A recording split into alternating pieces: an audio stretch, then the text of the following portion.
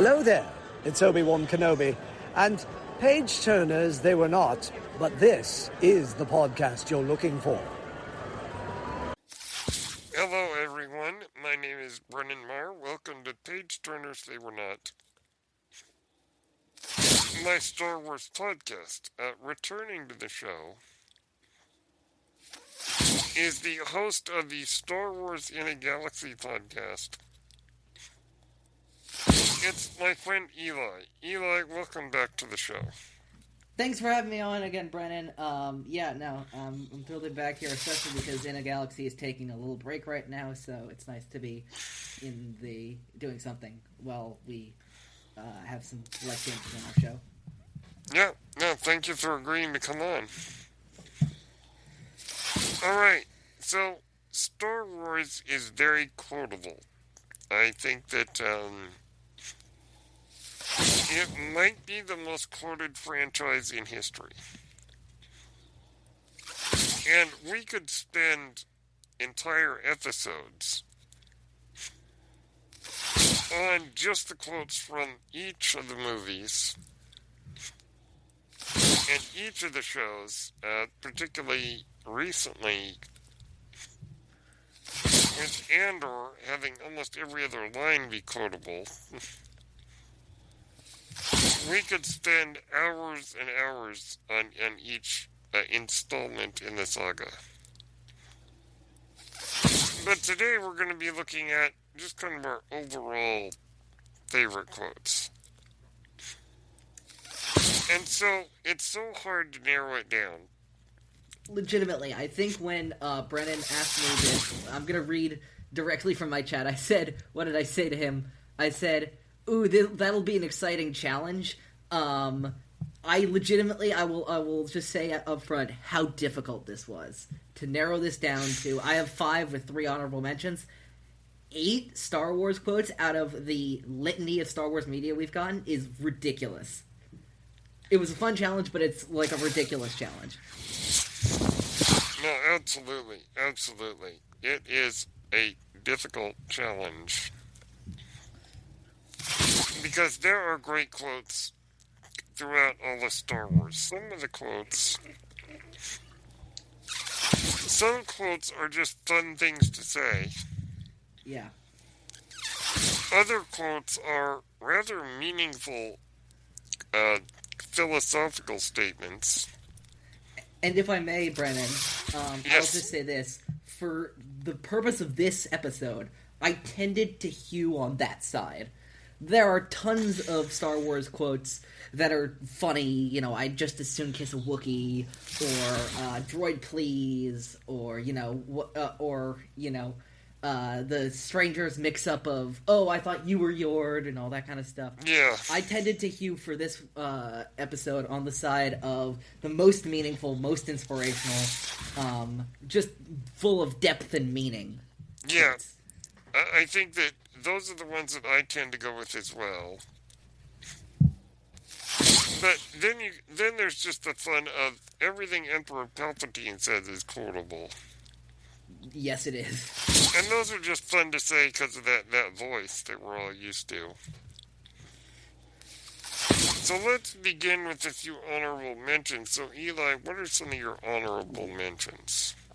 Yes, thank you, Brennan. Are we going back and forth, or am I just doing mine and then you're doing yours? Well, why don't you give us your honorable mentions, then I'll give my honorable mentions. Okay, so in both honorable mentions and then the main 5, which are I gave myself both lists are organized in mine by order of release. So the oldest ones are first and the newest ones are last. I also gave myself the challenge across all of these to not repeat a piece of media. Everything on my list is from a different piece of media, whether that be a movie or a television show. I did not do anything from a video game. So, or a book or comic, even though there's some great stuff in there. Yes. My honorable mentions. First, from The Phantom Menace.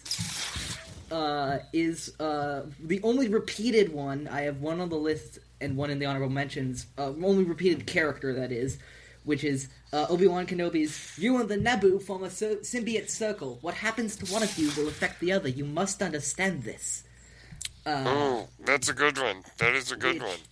Which I like the quote, but like I'll credit my friends at the Bombadcast, friends of the show, and the Bombadcast, and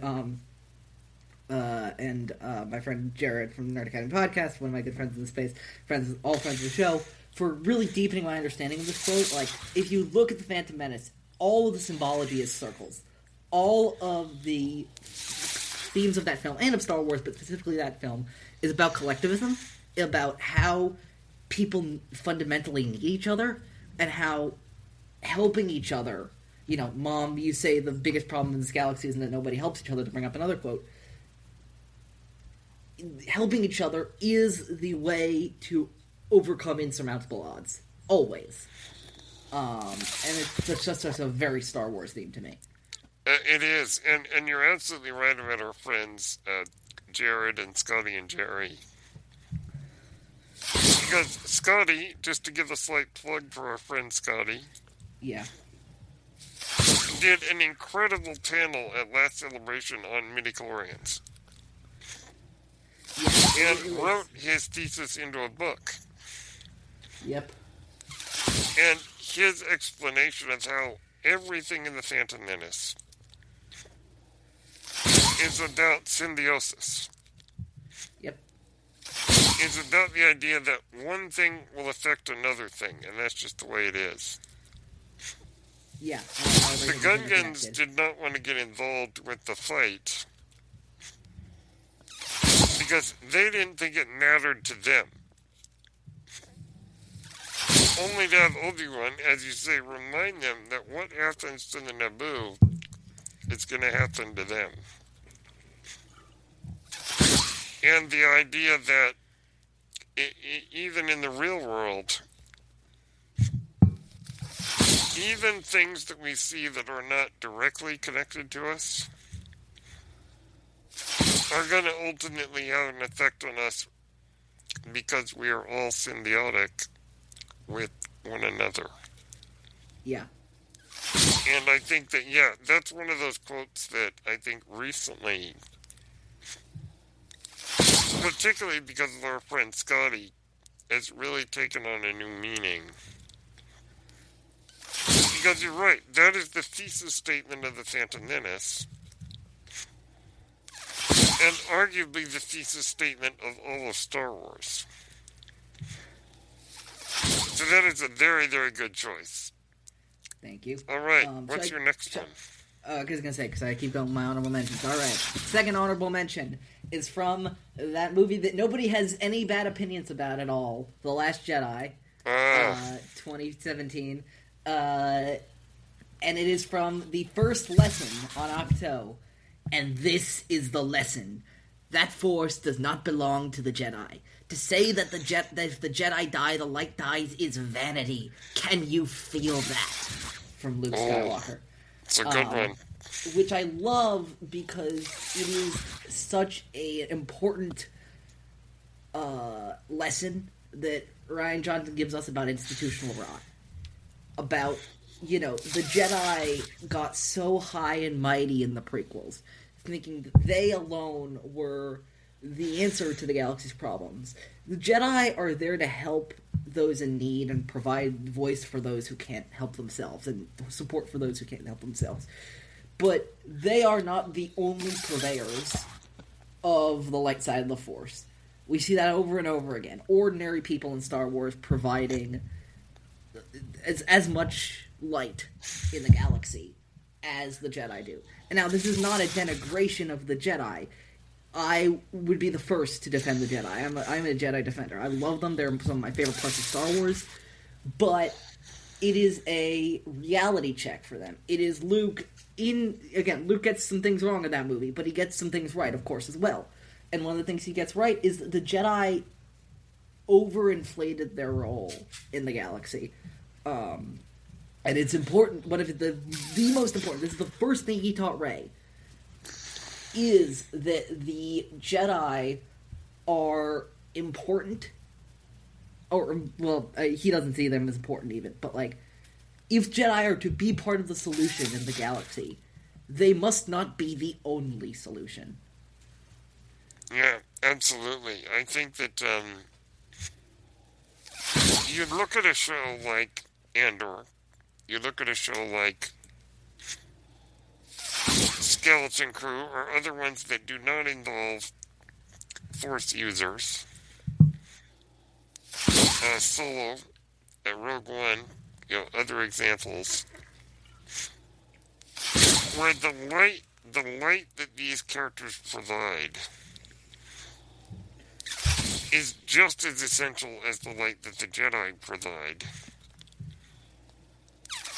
And many of these people, I think, without even knowing it, were acting as instruments of the light side of the Force. Even if they didn't necessarily have a direct connection with it. Or at least not one that they could tap into. And the idea that the Jedi are not the only source of the light is a very powerful lesson, and I think that Luke, for all the mistakes that he made in The Last Jedi, this is one of those ideas that was correct, and it also expanded our audience understanding of the light side in Star Wars. Yeah, it's an amazing quote and an amazing scene in a movie that I absolutely love. I think a lot of people do. Me as well. Alright, what is your next honorable mention? The next honorable mention is the newest quote on this list. Honorable mentions or otherwise. From, yet again, another show that nobody has said anything bad about. A show that no one said anything bad about. The Acolyte.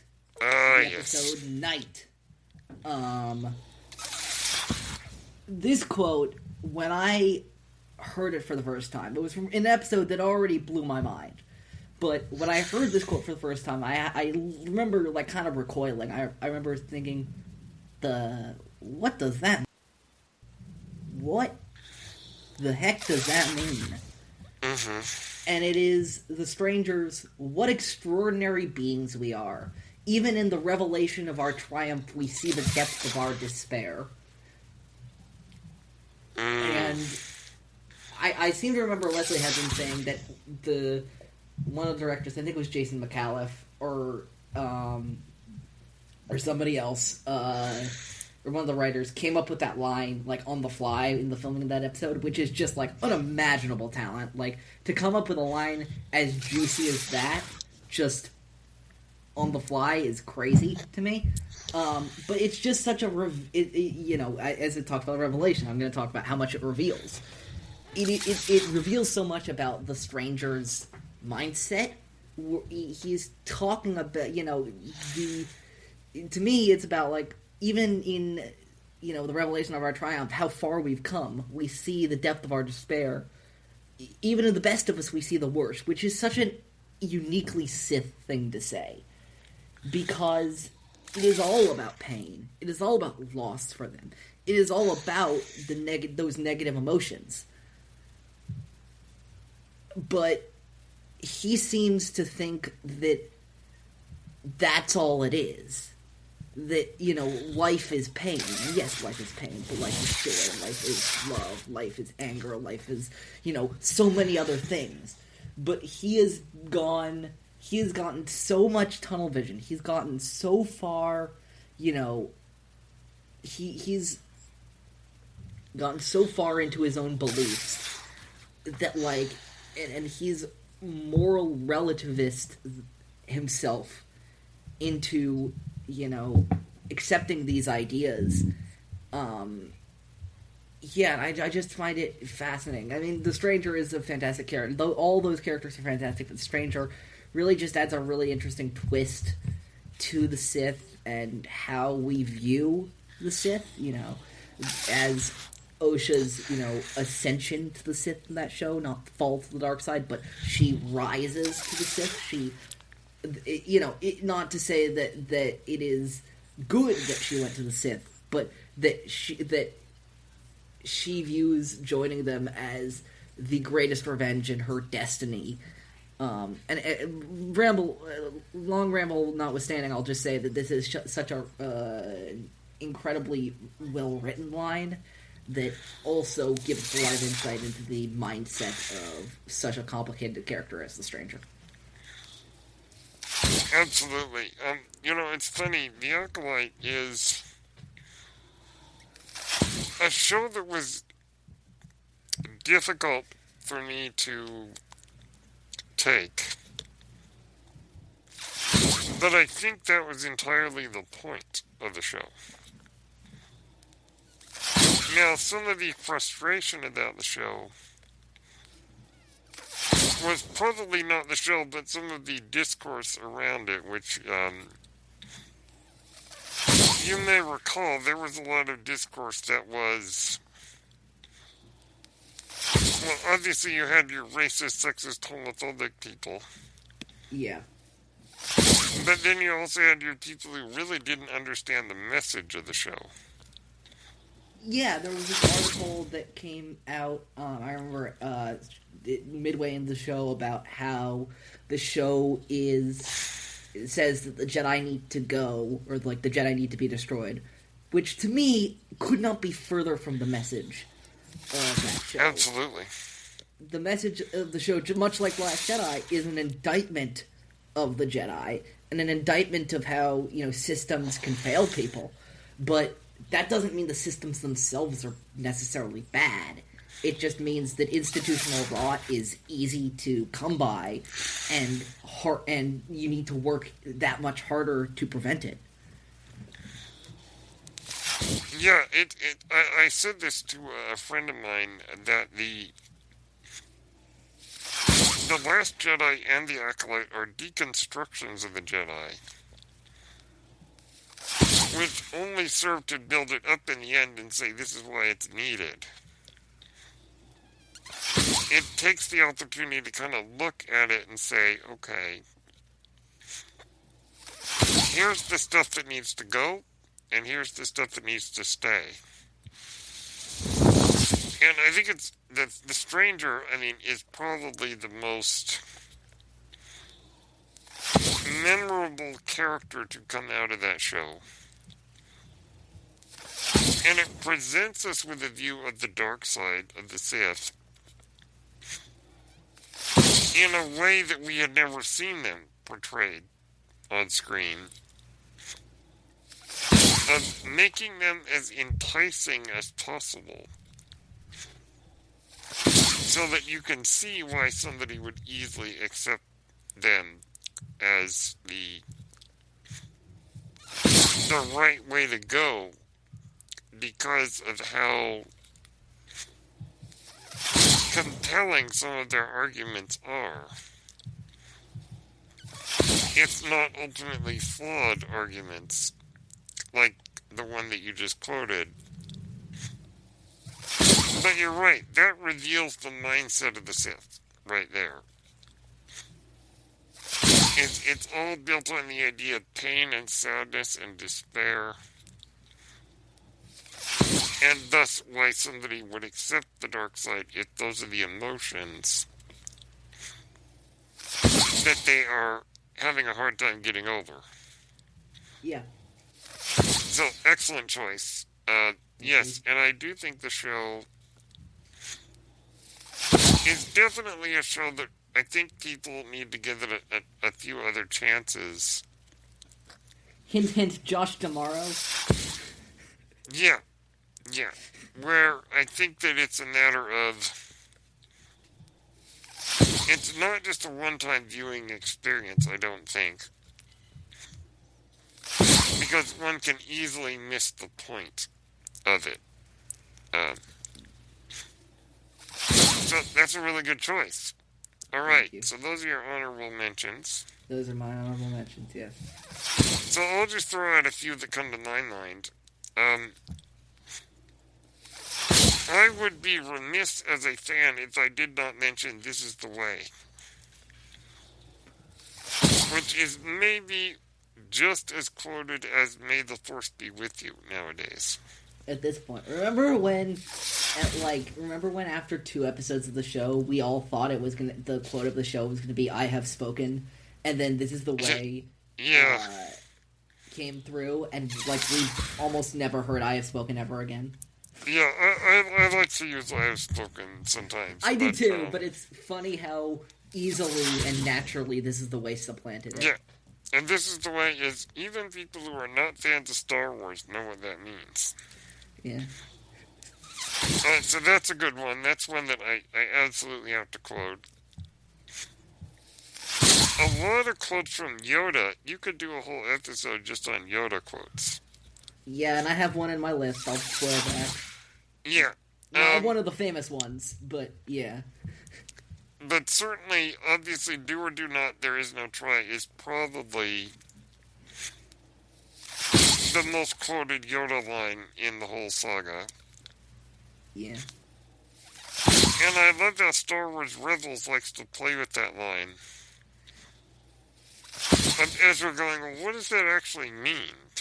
Yeah. I think a lot of people just say that line and don't really understand it. Yeah. Also, and, like, the context of the scene is important, too. Context of the scene is important, and like a lot of people like to not necessarily pit against each other, but like to talk about that quote in the context of Nemec's manifesto and Andor with the always remember try. Those two things, I just want to butt in, are not in conflict. They're not in conflict with each other. They're different outlooks on situations, and they're different. They're like you said, they're different contexts, and they mean different things, but not contradictory things. Absolutely. I absolutely agree, because what I think is, if we look at the original scene of that in The Empire Strikes Back, we have to remember what Luke's attitude was in that scene. Luke's attitude was, alright, I'll try, but he says it in such a I've already lost kind of way. And I think that what the line helps us to remember is, when you say that you're going to try, you actually have to try. You actually have to have the mindset to do it. Like, an example I can think of is, so let's say that I have a copy of Moby Dick sitting on my desk. And if I say I'm going to try to read it, but never actually open the book, that's not exactly what it means to try. Trying involves action, and you're right, because if we look at Nemec's manifesto, when Nemec says try, he's saying you actually have to go and do something. Yeah. For me, the idea of those two quotes are, like, the context of the personal versus the social. With Yoda, as you were saying, Luke's trying, and many people's trying, presupposes the idea of failure. If you're saying you're going to try, if you attempt to try something, you're already giving room for yourself to fail, and not enough room to succeed. So, Yoda is about abandoning pretenses, about saying, no, you're just going to do. And you're going to worry about the consequences later. You're going to, Obi-Wan and New Hope, let go of your conscious self and act on instinct. You're just going to do.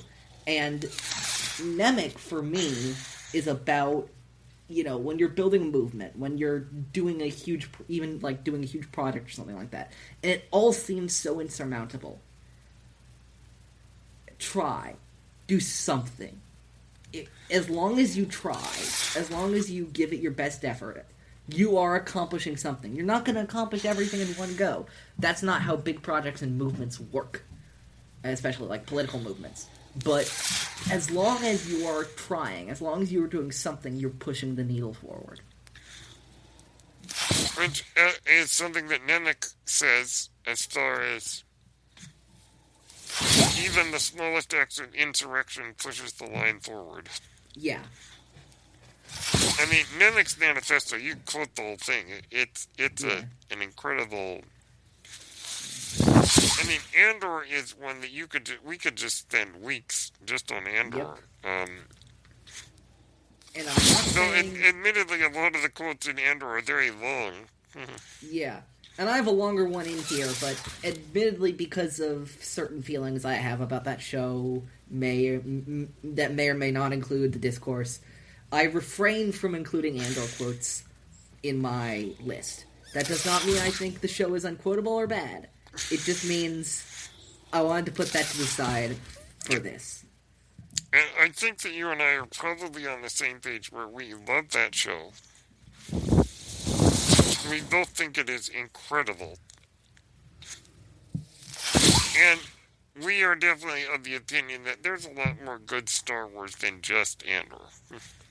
Yeah, and even necessarily, like, even without, like, the discourse of it all, I will admit that I think my opinion on Andor would come around largely similar, which is that it's not my flavor of Star Wars.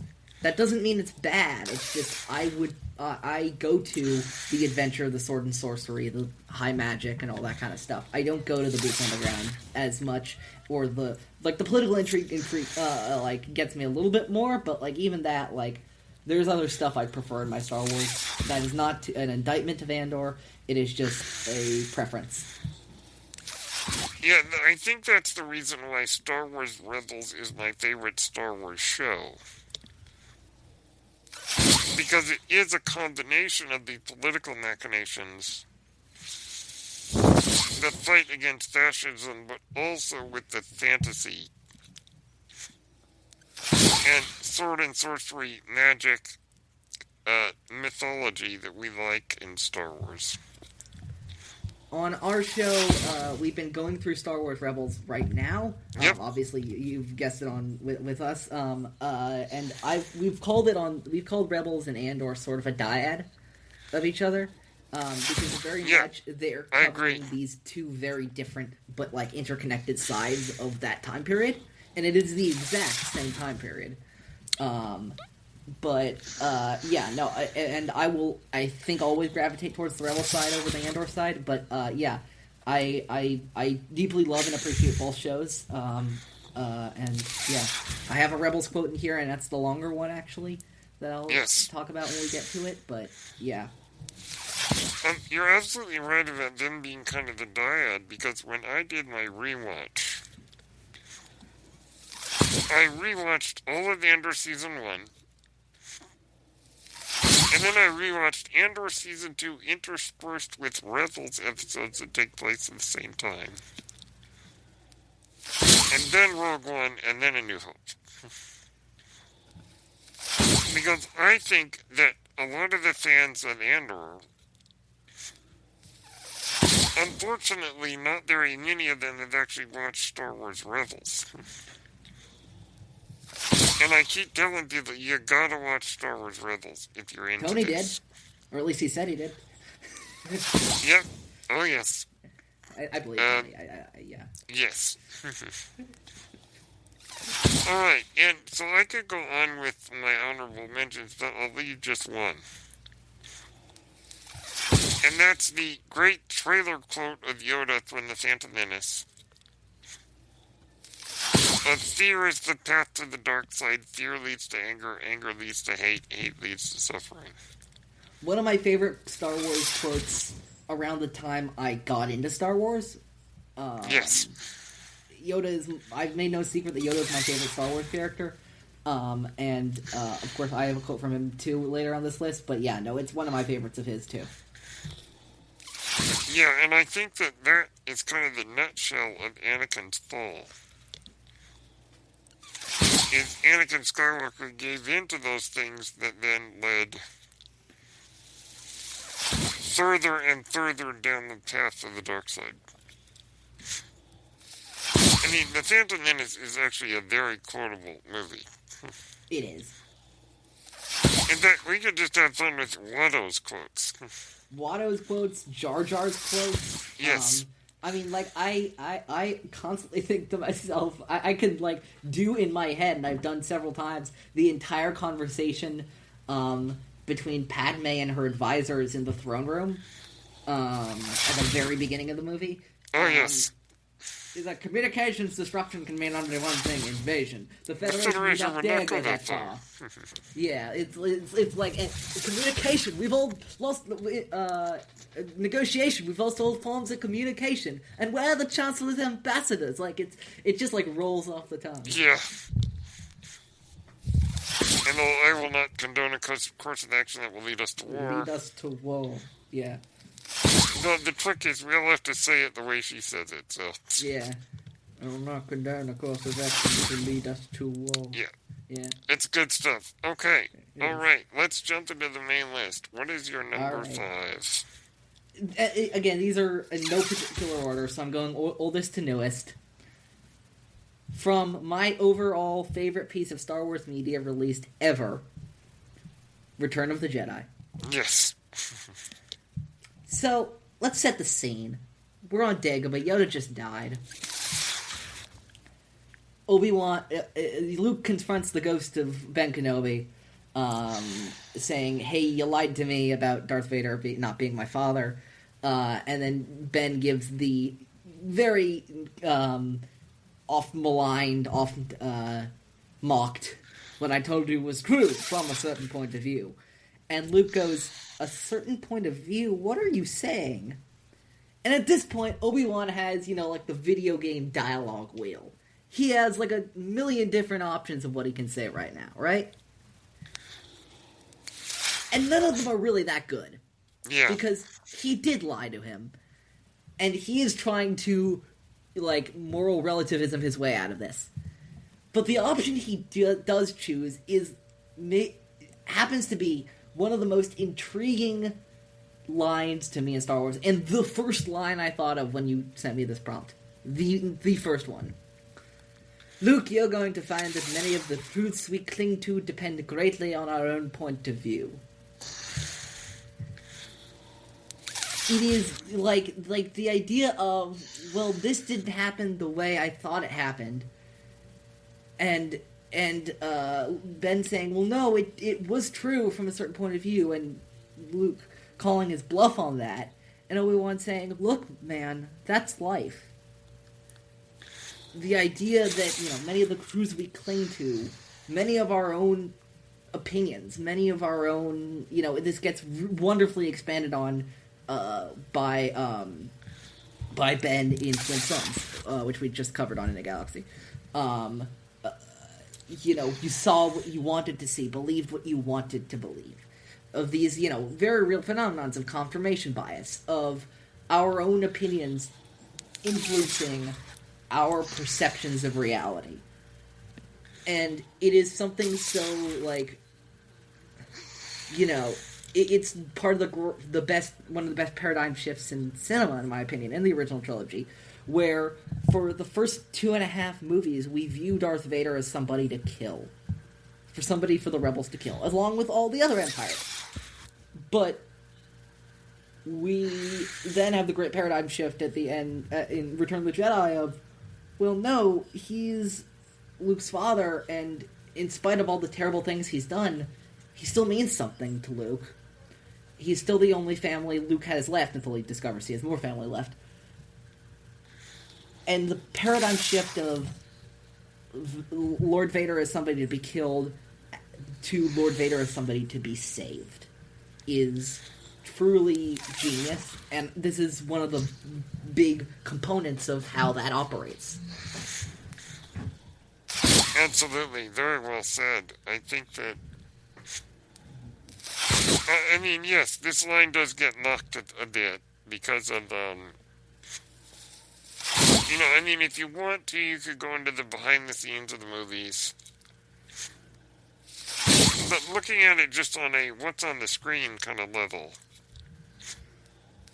it really does add a lot. And going back to our conversation about the Acolyte, that is an entire show about points of view. Yeah. And about yeah. confirmation bias, as you say. Yeah, and sorry to but in here, but like the direct influence of not just George, but then Rian Johnson and Leslie Headland, respectively, Rashomon, which is a film that tells the same events from multiple different perspectives, and then of course, of course, Rian Johnson and Leslie Headland do the same thing in their respective Star Wars videos, where they tell the same story from multiple perspectives. And it's not that anything anybody believed in those circumstances was wrong. It was just different, and the differences provided insights, as we talked about with The Stranger before, into the way they think, into the way they perceive the events. Absolutely. And if any of our listeners, if you have not seen the 1950 film Rashomon, please see it. Akira Kurosawa, in my opinion, is the greatest filmmaker of all time. And the influence that his films have had on Star Wars cannot be overstated. And absolutely, in fact, the way the movie Rashomon tells the story from different points of view has led to the term the Rashomon effect, which, as we saw in The Last Jedi, is showing you a scene from different points of view and seeing that it means something completely different to each character. So yeah, that's an excellent observation. And a lot of Star Wars is dealing with that idea of certain points of view. Alright, so let me begin with my number 5. Absolutely. From The Last Jedi. Oh, by the way, let me just say that my title of my podcast, Page Turners They Were Not, is a quote from The Last Jedi. But looking at that very same scene, Yoda's statement of the greatest teacher of failure is, that is a powerful lesson.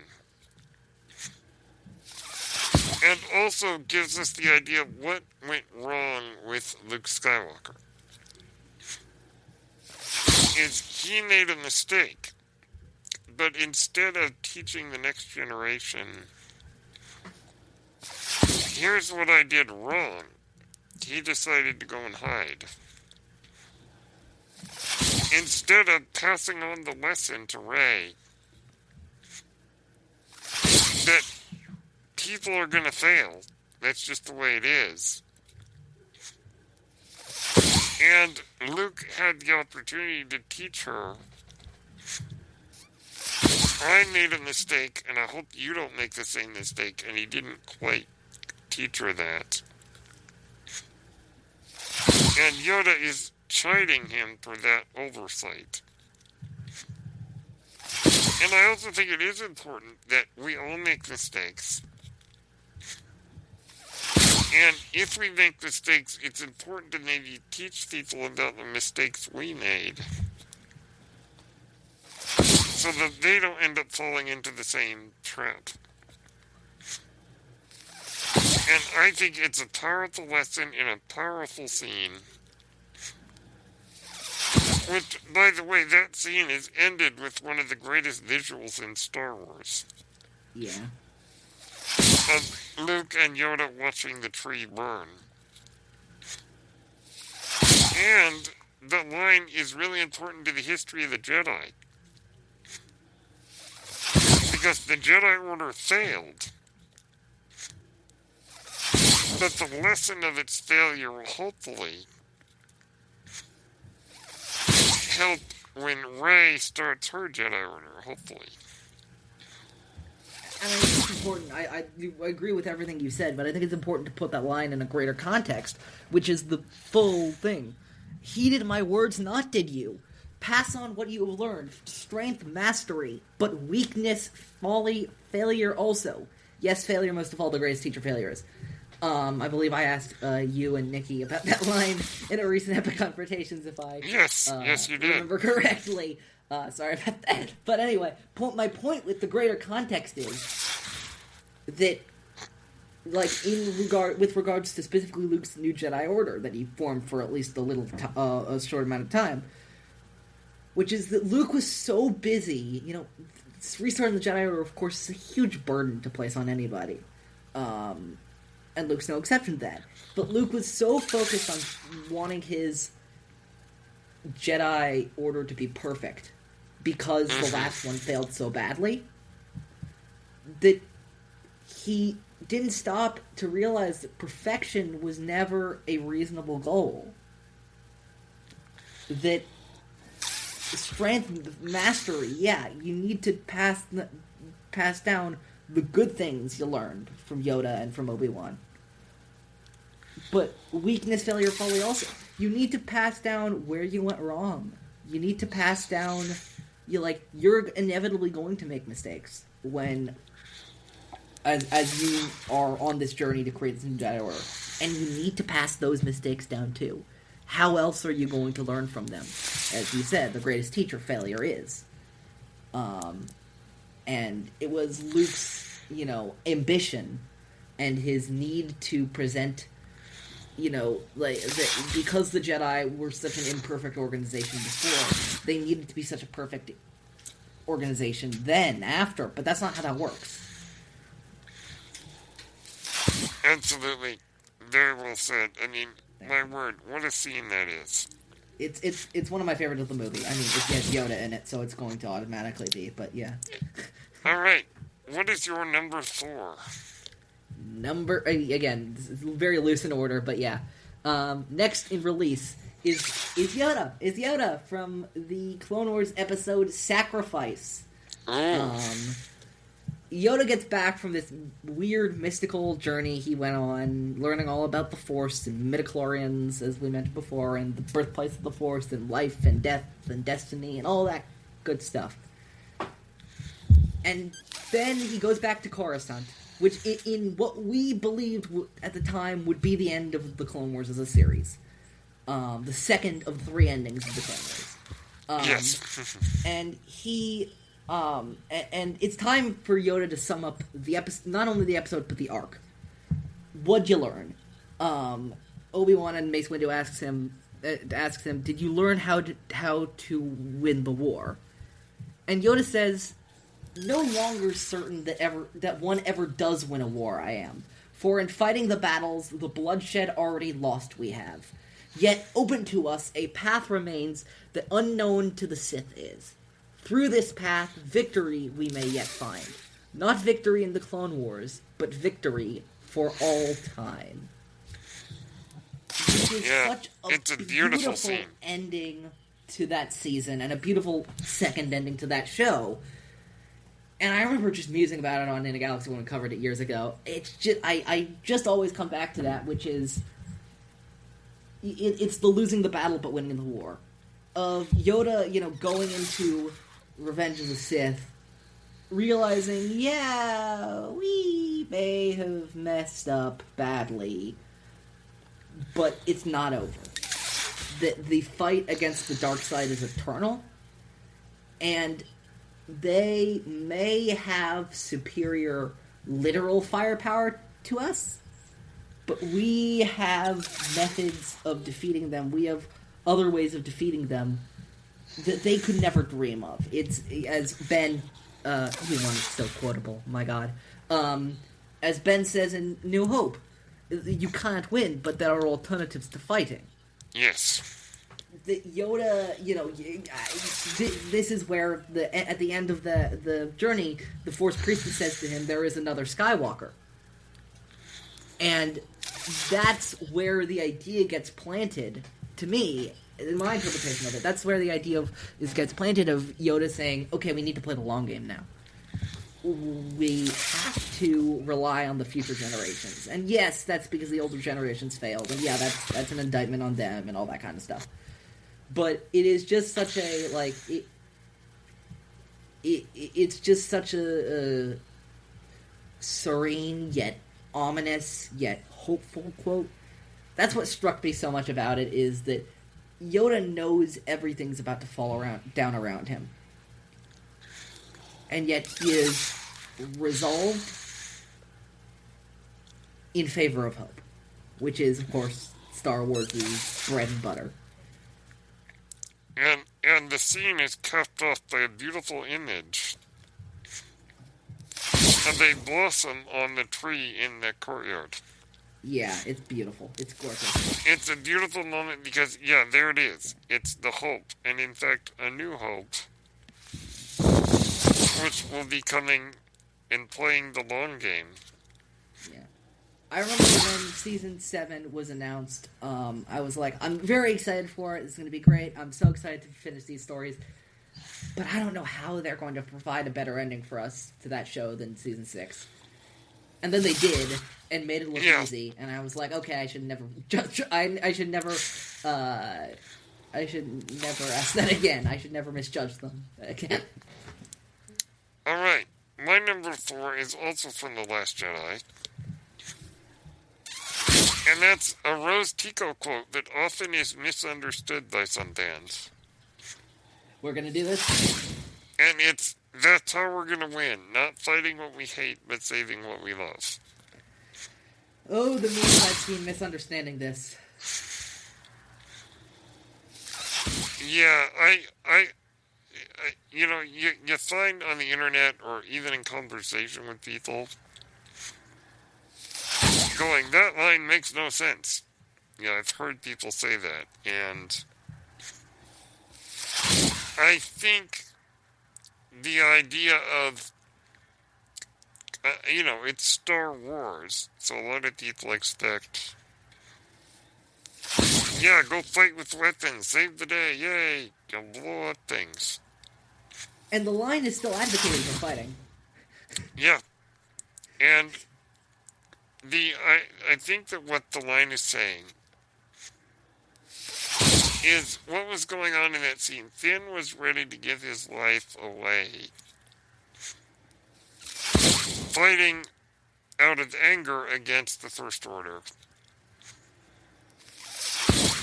But he was going to throw his life away, basically, in trying something that was not going to be an effective attack on the siege cannon. And it's Rose reminding him that what is the reason we're fighting? If we look at the Rebel Alliance as a whole, even though it's never said on film, it's written in books, that it is the alliance to restore the Republic. So what it ultimately is it's about allegiance to the good ideals. And the reason that our characters are fighting is out of love for protecting their friends, protecting their families, saving democracy. To quote Obi-Wan, my allegiance is to democracy. I was wondering who was going to bring that up. Yeah, and so it's really about why you fight. And I tend to veer away from politics on my podcast, but in the light of current situations, I can't really stay out of it. But the point being that in all of the fights against tyranny, in any form, the motivation should be saving what we love. I think that in Andor, you get an interesting look at the different ways the characters fight. And you look at somebody like Luthen Rael, who, in my own view,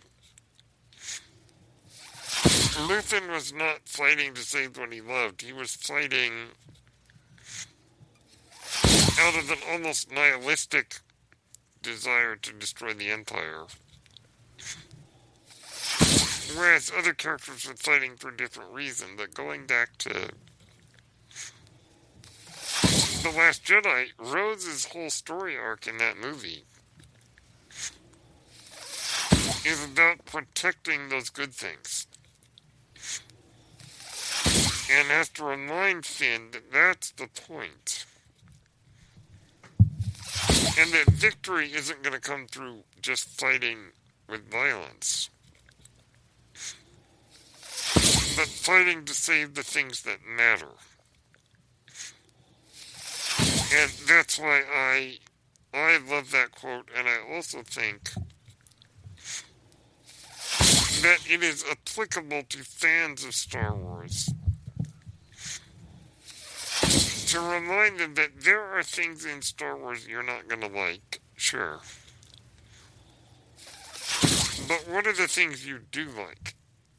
Stick with those things. So I think it's a powerful lesson, and I think it's a really good line. Yeah, I think it's great as well. I echo a lot of the points you've said. It's always been to me. It's the corollary of the Rebels line. How Jedi choose to win the question is from yet again Yoda. Wow, that guy was onto something. It's the corollary to how Jedi choose to win the question is from Yoda in Season 2 Shroud of Darkness. Rose was never saying, as we said before, not to fight. It's about your intentions while fighting. As you said, Luthen had this nihilistic desire. I wake each day to prayer for a sunrise I'll never see. Burn my decency for a sunrise I know I'll never see. I'm butchering that line right now, but others like Saw doesn't care about what happens after the Empire. Saw just wants to bring the Empire down, as we discussed on our show, and I'm sure as you discussed on your show. Oh yes. But those people who are fighting for things other than themselves and to see the Empire go boom. People like Cassian, people in the Alliance, people like Luke and Leia, and all the great fighters in the Rebellion. They win, and their victories mean something. You can fight for what you hate, but your victories are ultimately going to be hollow. That's what I anticipate we're going to see a lot looking ahead to Maul's Shadow Lord. Oh, yes. That Maul is going to be a warrior against the Empire and against other criminal syndicates, and he thinks that's going to fulfill him. The victories against them will fulfill him, but they won't. Because all Maul knows is hate and anger and rage.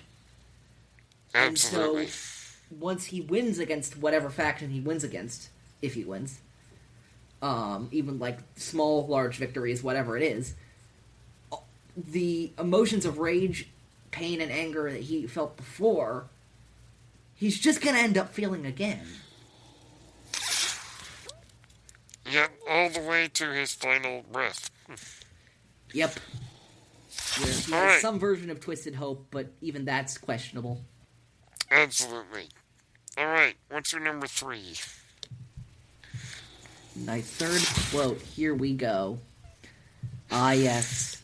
The Force Awakens, which I think I really only truly absolutely fell in love with the quote. Like, I liked a lot, but like, when I rewatched it for the 10th anniversary a few months ago, I think this is when I really fell in love with this line. Yeah.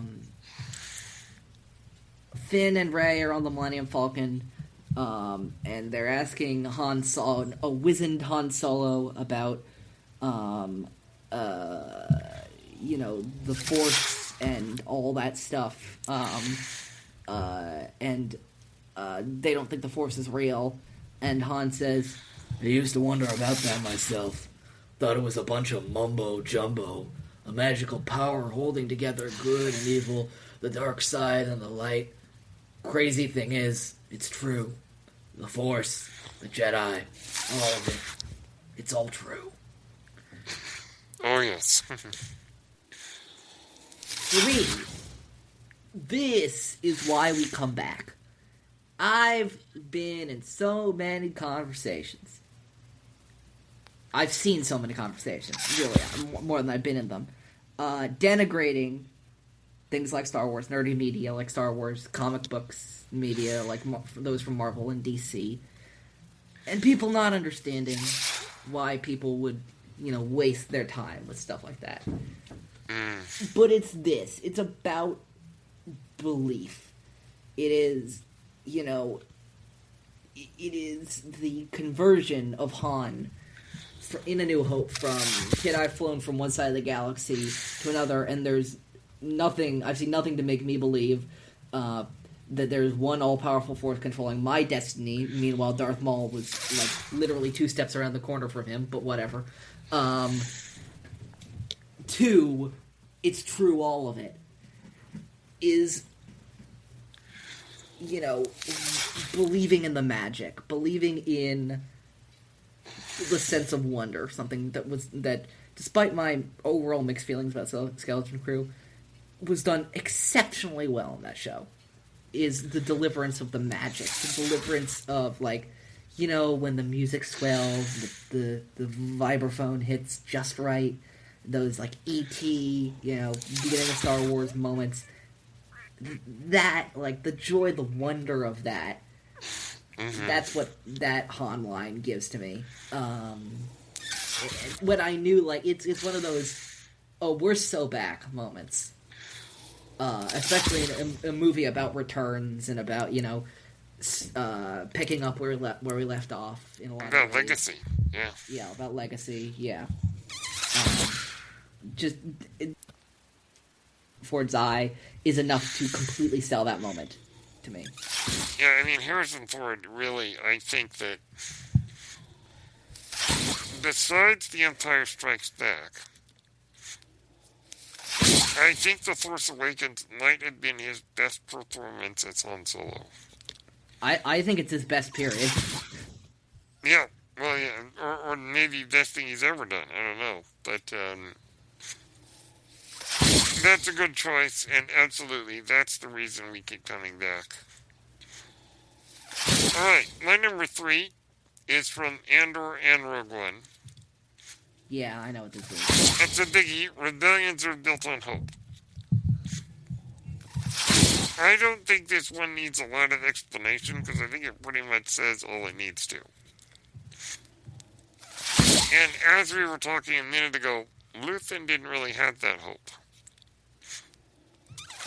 But characters like Cassian and Jin and others, where they realize you can't have a rebellion without having hope for a better future. And I think illustrated very well in Andor and in Rogue One. And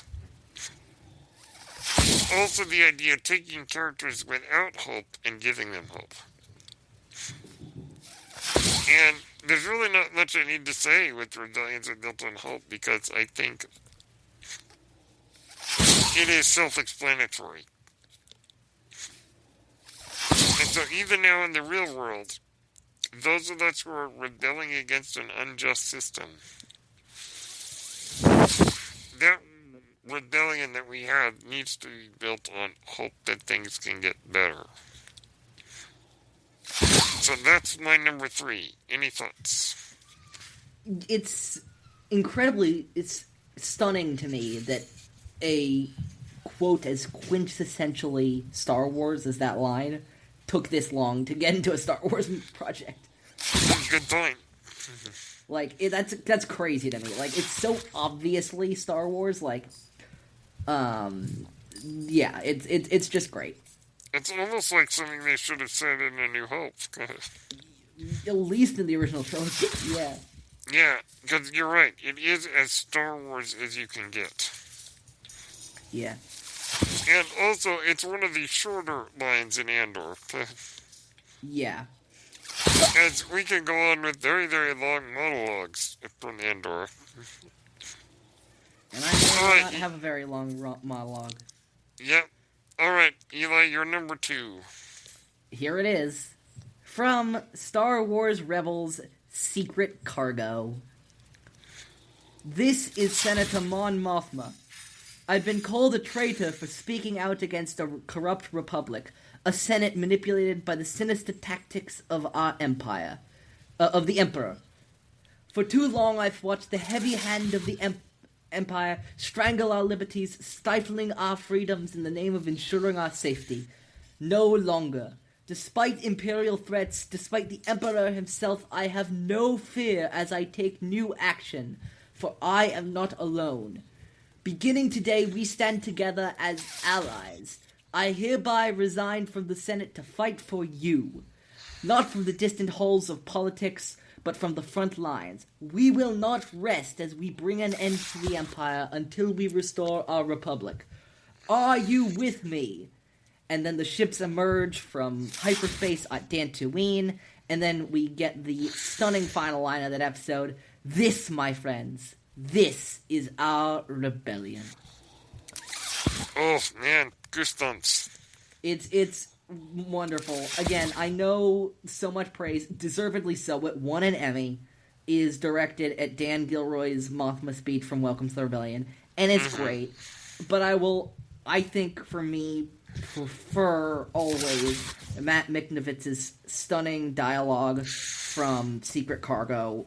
A wonderful 20 minutes of directly the formation of the capital R, capital A Rebel Alliance. And tied directly to Andor. Tied directly to Andor. It's just such a stunning piece of writing to me. And just to see the Andor speech is the speech she gives to, at least in that chamber, who she knows will not agree with her. But this final rebel speech that she gives aboard the Ghost is the one that she uses to galvanize those who she knows do. And there's such a richness in okay, I know you're all out there, so let's stop messing around and do this thing. Let's bring down the Empire. I've been in the Senate for too long, and I've seen that we really can't do it from the inside. Let's fight, and let's fight together. Absolutely. And shout out to Genevieve O'Reilly. Genevieve O'Reilly. Not only was the voice of the character that played her in Andor. Yeah. And Rogue One. And she is excellent. And Ahsoka. And a lot of us are still pretty upset that the Emmys did not nominate her for an acting award. Yeah. When very clearly that was one of the best performances of the year. But yes, and I love how that episode of Rebels is, now it's the puzzle piece you can add to that episode of Andor that gives you the full picture that is just extraordinary. And yet again, as I said earlier, I really got to convince people, forget that it is a quote-unquote kid show. Which it really only is for the first season. If you love Andor, you're probably going to love Rebels. So, absolutely. And yeah, I remember when Rebels started, thinking, oh, okay, yeah, it's alright. And then it really took off. And now is, I think, one of the greatest pieces of Star Wars. Alright, my number 2 is, this is a big one. So, Luke senses the dark side cave on Dagobah. Oh, I know where this is going. And he says to Yoda, what's in there? And Yoda says, only what you take with you. This is a powerful moment because we've seen echoes of this scene with Rey in the dark side cave on Ahch-To, and many, many other things where what was in that dark side cave in Luke's case, was the baggage that he was taking with him. I like the line because it's a reminder that sometimes we have to put our emotional baggage away. And I think, when I think of this line, I think what it's like going to the theater to see a Star Wars movie. This is one of the reasons why I think The Rise of Skywalker, say what you will about it, but the reason why it really failed for some people, the people who are vehemently against it, I think, is because they were taking a lot of their emotional baggage about the sequels with them in the theater. Now, human nature is, it's impossible to remove all our emotional baggage. But I find that with any Star Wars movie, any Star Wars show, game, comic, book, I try to go into it by only taking an open mind with me. The opposite of what Luke did, where Luke went in with his weapons into the cave. And Yoda warned him that only what he took with him would be in there. And we see the consequences of that. So not only is it a great Star Wars quote, but it's also a great life lesson, I think. Yeah, no, I associate this quote a lot with a friend of the show, Alden Diaz, who uses this quote a liberal amount of times. Yeah, no, it's all about expectation setting. It's all about, not only with Star Wars, but with any media, what you're expecting. You know, you would not expect breaking out into song in a Western. You just wouldn't.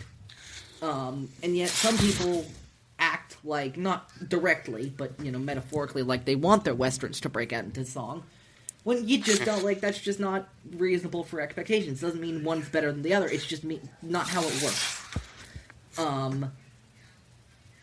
And, it's another great quote in the Star Wars pantheon on perspective and expectation setting, of course. And, it's great.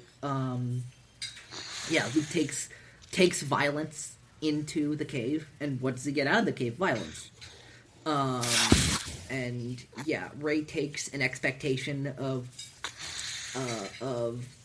who she is into the dark side cave on Octo, and what does she get out? An expectation of who she is. It's always linear. These dark side caves and a lot of reflection scenes in Star Wars are just that, reflections. What you bring is what you take out. And it's just such an important and valuable life lesson that, Star Wars has taught us over and over again. Absolutely. All right. Okay, you're number one, Eli. Again, these are in, not really ordered, but they're in release order. The final release one is from one of my favorite Star Wars movies, controversially, I'm told, The Rise of Skywalker. They have begun tracking Rey in Red 5 to Exegol, and it's time for Poe and Finn to rally the troops. And Finn says a lot of great stuff, too, that I cut out of this quote, but I specifically got the stuff that Poe says. First Order wins by making us think we're alone. We're not alone. Good people will fight if we lead them. What our mothers and fathers fought for, we will not let die. Not today. We start with a restatement of the Great Story Bliss quote from Kajimi. Yes. They win by making you think you're alone. But I've always glommed on to good people will fight if we lead them. That, in all sorts of contexts, maybe even in our real world, the onus, the people are ready to fight for what they believe in. The onus is then on the leadership to take up the mantle of fighting for what the people who follow them want them to fight for. I'm not naming any names. I'm not pinning this on any people, but if you know, you know. Yes. And then the generational nature of this fight, what our mothers and fathers fought for, we will not let die. They fought so we could fight. They fought and died so we could have these rights, these freedoms, and we are not going to lose them. You slap all that against the March of the Resistance theme. See the Tantive Fort taking off Agent Kloss. Blood's pumping as you get to Exegol. I dare you to say The Rise of Skywalker is a bad movie after that sequence. It's just like it hits all the spot. It hits the spot so well.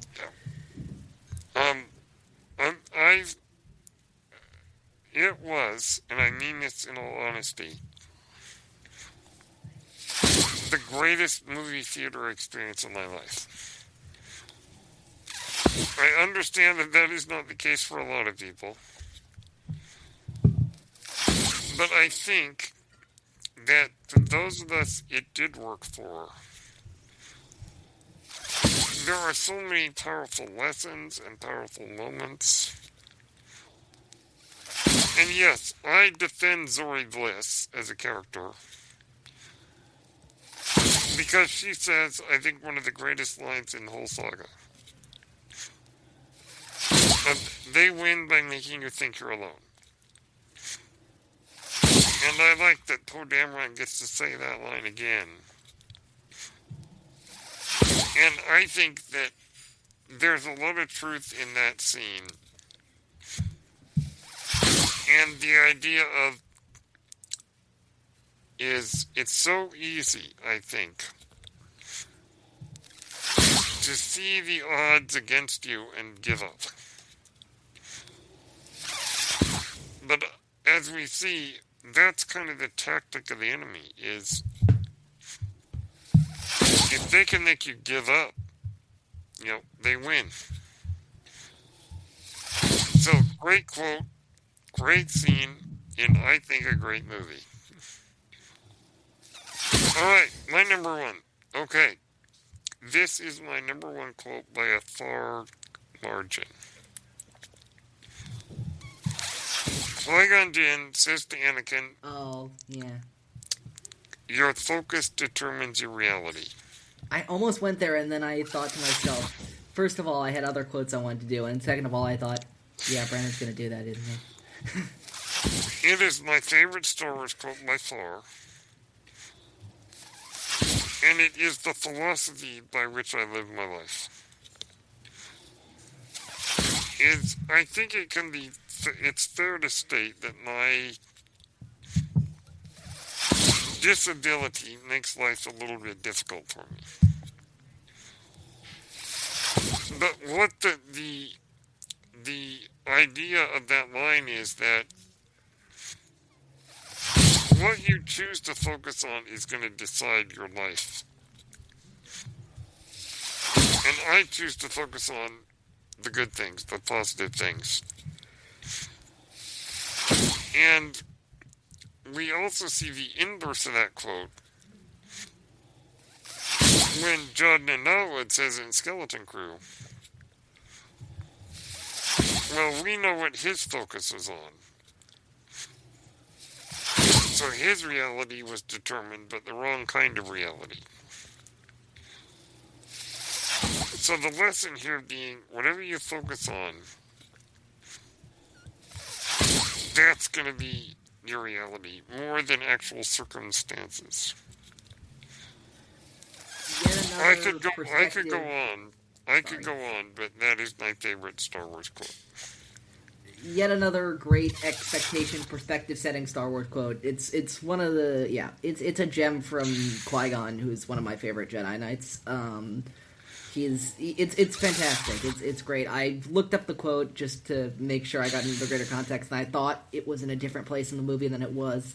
From my recollection, I thought it was in the advice Qui-Gon told Anakin right before the pod race. It's actually on Coruscant, but Yep. Either way, because I thought like "Feel Don't Think" was in there, which I thought because it pairs so nicely with the quote. Yeah. No, your focus determines your reality. It's just so well delivered by Liam Neeson, too, and it's like... It's so... Phantom Menace partly works so well for me. I mean, there's a million reasons it works so well for me, but one of the big ones is that there are these great sage lines from Liam Neeson as Qui-Gon Jinn, and he delivers them so well as if he really has been living his life by everything he preaches. Qui-Gon is somebody who puts his money where his mouth is, and Liam Neeson's performance delivers that so well. And yeah, no, it's a great quote. Absolutely. Now there are so many other quotes we could have quoted. Yeah. Like, your eyes will deceive you. Don't trust them. Yeah, and then there are the silly quotes like the conversation, and I successfully imported this into my trivia show, Epic Confrontations, in Revenge of the Sith. Did you press the stop button? No. Did you press the stop button? No. Did you? No loose wire jokes. Did I say anything? I didn't say anything. That entire conversation is hilarious to me. Or even lines like, excuse me and how rude, those are fun. Yeah. And anything Palpatine says in the throne room on the second Death Star. We could go on. McFarlane says in Family Guy, something, dark side. Yep. What the heck is an aluminum falcon? So regardless, Star Wars is still a great quote, great wisdom, and also great fun. Eli, thank you so very much for joining me today. Thanks for having me. We got some interesting things coming up. You got anything you want to plug? Absolutely. Thanks so much for having me again, Brennan. The Star Wars show I run with my best friend Jacob, Star Wars in the Galaxy, hitting our 6th broadcast year this year, is currently on a bit of a hiatus, but we will be back. We are currently in season 24 of our show, covering season 4 of Star Wars Rebels, before we launch into a mini-season covering most, not all, of Andor season 2 for a complicated reason I'm not going to explain here, revolving around timeline stuff. But you can follow us everywhere, Star Wars in the Galaxy, on all your platforms. Follow us specifically on not Twitter, Blue Sky and Instagram, at In a Galaxy Pod, both places. And then my Star Wars trivia show, the sister show of Star Wars in the Galaxy, Epic Confrontations, which Brennan is so graciously agreed to be a part of, and has had many matches, including the next one we're doing. We're filming live February 21st is our almost certain date of that. Just got to get a few more things locked down for that. But Brennan has earned himself a number one contender shot, a title shot now, is the number one contender, and has earned himself a shot at our current champion, the aforementioned Alden Diaz, the Iconoclast. 7 rounds to the finish. I'm overseeing the final finishing touches on that match right now. 7 rounds to the finish, like the Schmodown, the First Class League that Brennan used to compete in. Follow us at In a Galaxy Trivia on Blue Sky, and the Star Wars in a Galaxy YouTube channel is where all of our matches are.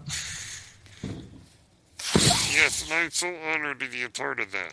It's going to be fun. I'm incredibly glad to have you in it, and yeah, no, I have the question document always open on my computer, and we're just putting the final touches on that match, and it's going to be a good one. I got to prep the wheel for it. All right. Well, thank you, Eli, so much for joining me today. Thanks, Brandon. All right, everyone. My name is Brennan Moore. That noise you're hearing is my ventilator. Thank you for tuning in to Page Turners They Were Not, my Star Wars podcast. May the Force be with you.